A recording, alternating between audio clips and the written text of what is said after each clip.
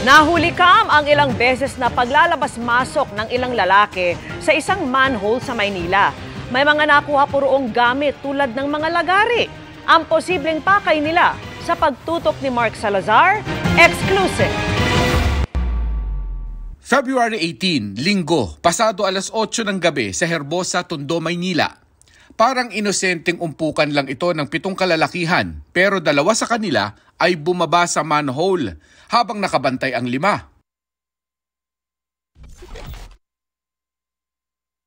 February 21, Miyerkules, mag-aalas 5 ng umaga, may 2 lalaki namang lumabas sa manhole.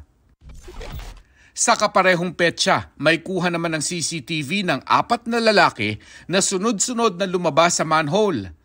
Tinanong namin ang kapitan sa lugar, ano bang meron sa manhole na yan? Ano nga bang purpose? Ang thinking namin before, baka ito yung mga group na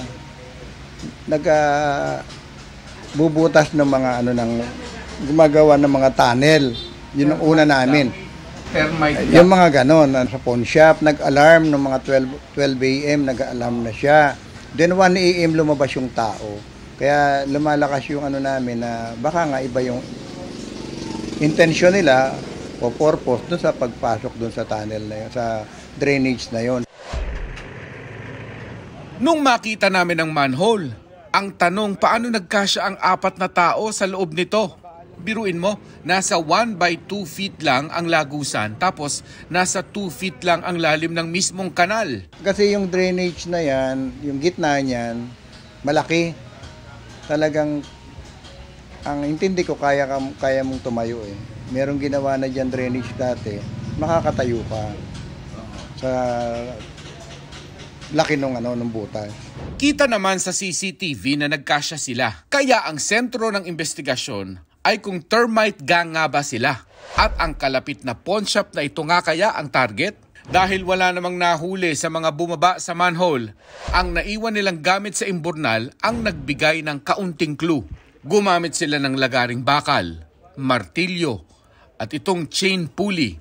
At na-recover ang matabang cable na may bundle ng copper wire sa loob. Parang ang wires lang talaga ang target nila. Wala kasing mga, yung pang ng semento, yung pang ng bato, pang sinsil, yung mga pang butas ng mga wall.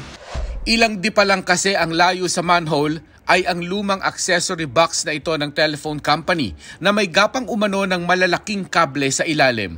Siyempre, may mga tanso. Ngayon, nag-gather din ako ng mga information doon sa mga kapwa ko chairman na naka-experience na ng ganyang klase ng pagpasok dyan sa drainage na yan. Ang purpose is wire talaga ng dati ng PLDT ang tinatarget nila. Yung mga abandoned. Simula nang mangyari ito, kasama ng minamatyagan ng barangay ang kanilang mga imburnal. Para sa GMA Integrated News, Mark Salazar, nakatutok 24 oras.